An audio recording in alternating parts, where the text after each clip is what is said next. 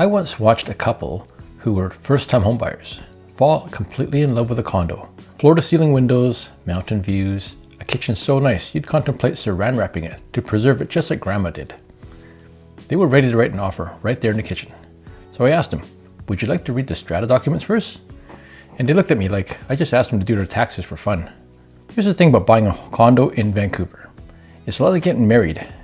The honeymoon was wonderful, the fireworks are real, and then 6 months in, you're sitting at an AGM wondering who came up with the idea to remove the rain screen from the building code in a rainforest.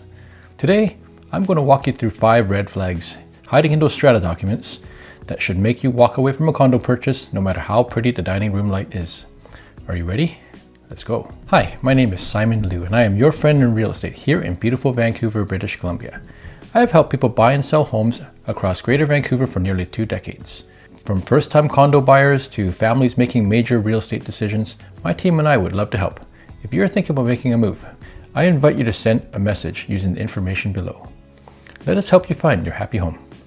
If you're planning to buy a condo in Vancouver, Burnaby, Coquitlam, or anywhere else in the Lower Mainland, Strata documents are going to be by far the most dreadful part of the process. It's 400 to 600 pages of the Strata Council President enforcing rules for the benefit of the community, and neighbors complaining about noise, smoking, parking violations, and where not to dry your fish. Dreadful as it may sound, they are by far the most important. There is no need to pause the video to search up how to read Strata documents. I'm going to tell you about it right now. I've read thousands of these over the years, and I will be honest with you, I still get a little excited when I crack one open, which is probably why I don't get invited to parties anymore. Anyhow, in a typical disclosure package, you're looking at minutes from Strata Council meetings, the depreciation report, financial statements, the bylaws, and any notice of litigation or special levies. Most buyers open up a package, pick a random report, read the first sentence, and then fall asleep. They report back that they found nothing alarming because they don't know what alarming is, and then they move on. So let's fix that. If you're planning to buy a condo anytime soon, save this video. You're going to want to watch it again once you start doing your own condo due diligence. Stay tuned as I walk you through some condo buying tips about 5 things to look for that should make you put down a pen and walk away. The first Strata red flag is the Contingency Reserve Fund, often referred to as the CRF. What is a Contingency Reserve Fund? Great question. The CRF is basically the building savings account. It is built up using a portion of the Strata fees. The Strata is only allowed to use it to pay for unexpected stuff unless approved by the owners at a general meeting. Want some examples? The elevator that suddenly decides it prefers its doors closed all the time. Paying for the deductible because a tenant decided that the sprinkler head is a good place to hang their winter coats. Or maybe because there's a big project that came up, it would be helpful to use some of those funds to bring down the costs. Here's a useful rule of thumb. A healthy CRF for an older Metro Vancouver condo is usually around 25 to 30% of the annual operating budget at a minimum. Some experienced Strata managers will tell you that it should be closer to 10% of the building's replacement cost. The exact number depends on the building's age, but the idea is the same. There should be enough money in there to meaningfully offset a major project or reduce the size of a special levy. If you open the financials and the CRF has less funds in it than the last bill for your grocery run at Costco, then you have a problem, because that money has to come from somewhere, and that somewhere is your wallet, or more likely the seller's wallet, because I would tell you not to buy it unless we work out a deal with that in mind. A weak reserve fund almost always means one of 3 things is coming: a special levy, a Strata fee increase, or a general meeting that features name calling and possibly a visit from the police to stop all the ruckus. Sometimes all 3. Here's a pro tip for you. If you only have time to read one document, then you have to read the depreciation report, specifically looking up the funding model recommendations. It will literally tell you how much the Strata is supposed to be saving and whether they're actually doing it. If the report says there should be $400,000 set aside and the financials show $40,000, that is not a coincidence. That is a warning. If you thought the reserve funds were eye-opening, the next one is going to affect everything from how a building is maintained to whether your mortgage even gets approved. Red flag number 2. Try to find out what percentage of units that are rented out versus owner-occupied. This is especially important in some Metro Vancouver condo buildings where investors can be significantly higher than average. Now, to be fair, some buildings were designed to attract investors from day one. That doesn't automatically mean that it is a bad building. It just means that you need to pay closer attention to how maintenance decisions are being made. In most buildings around Greater Vancouver, you'll see somewhere between 20 to 40% rentals. That's normal for the Vancouver condo market. When you start to see 60, 70, 80% of the building rented out, your eyebrows should be raised so high that it might seem as if it has left your face. Why does it matter? Because owners and renters care about buildings in very different ways. And I say this as someone who has been both. When I was a renter, I cared about whether the dishwasher worked. I didn't care about the long-term health of the building envelope. Of course it didn't. That was somebody else's problem. Owners vote on capital projects. Owners pay for repairs. Owners are the ones who say yes when the Strata recommends fixing the parquet before it becomes a swimming pool. In a building where most units are owned by absentee investors, you tend to see a pattern. Cheap fixes, deferred maintenance, repairs that get pushed to next year, every year, until next year finally shows up. 10 actual years later with an invoice of $35,000 per unit. It's basically the real estate version of asking your teenage son to pick up his socks that has been left at the front door for the last 3 days. It also affects financing. Some lenders will offer worse mortgage terms or no mortgage at all when the rental ratio in the building is too high. Yes, that is a thing. And yes, it has surprised many first-time condo buyers at exactly the wrong moment. Quick question. What is the worst thing you have ever found in the Strata documents? Let me know in the comments. Red flag number 3, pending big ticket projects. This one tends to hide in plain sight because it shows up as a professional looking, well-formatted Strata document with bullet points after council meetings. Things like engineer's report on the building envelope to be presented at the next AGM, or gathering quotes for the window project. Or my personal favorite, plumbing requires further investigation.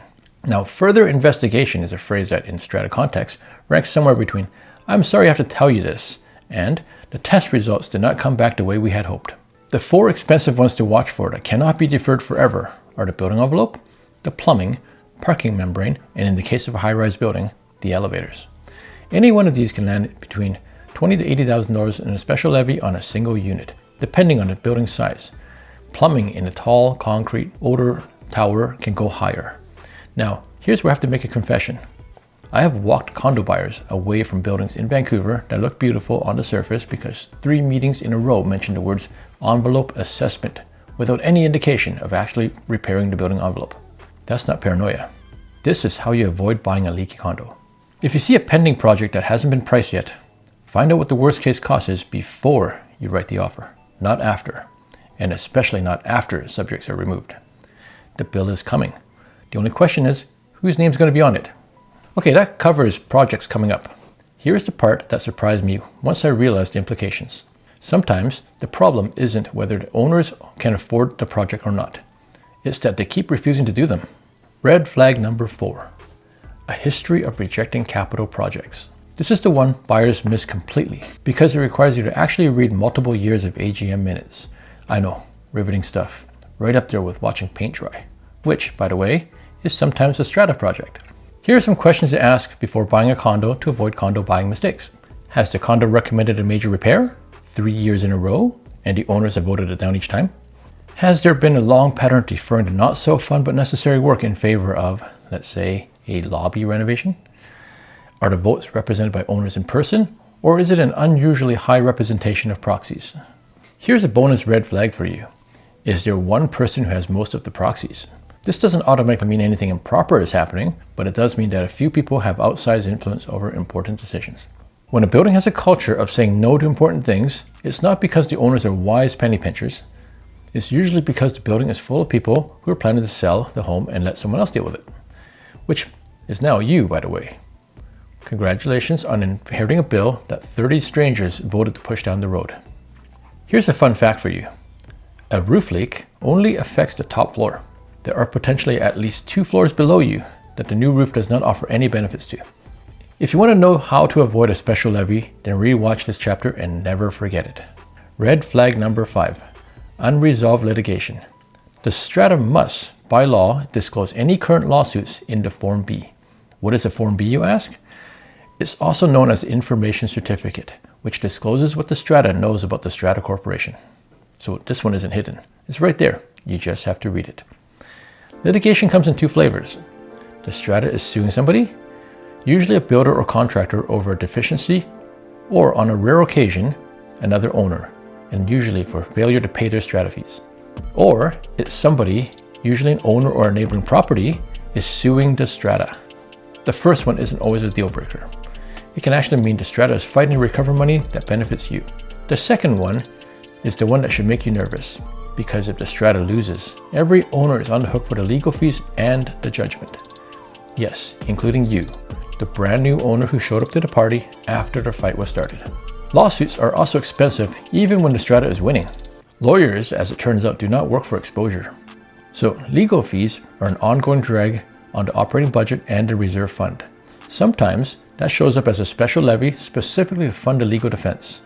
Imagine paying $15,000 to argue with a contractor you've never met about a roof you didn't install. Yeah, no thanks. If the Form B mentions ongoing litigation, you need to find out what it's actually about, what the potential liability is, and whether the strata has enough insurance to cover it. If the answers are vague, well, that is your answer.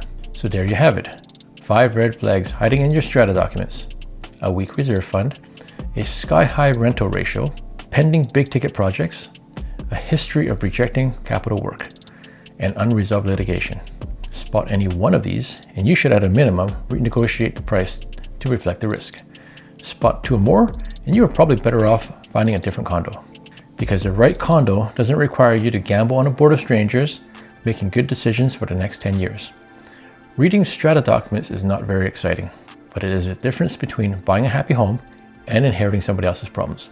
If you're buying a condo in Vancouver, Burnaby, Coquitlam, New Westminster, or anywhere else in Greater Vancouver, and want a second set of eyes on those strata documents, your first step is to email me at info@happyhomesvancouver.com or send a text message to 778-688-6838, and let's help you get settled into your happy home. If you found this video helpful and would like to see more of it, I would appreciate if you subscribe to the channel or share with a friend so that you can help us help more people. In the meantime, check out our video on Vancouver real estate trends right here on this channel. We'll have a link for you in the show notes. Again, my name is Simon Liu, here to serve you here in beautiful Vancouver, British Columbia. Thank you for watching, and I'll see you next time.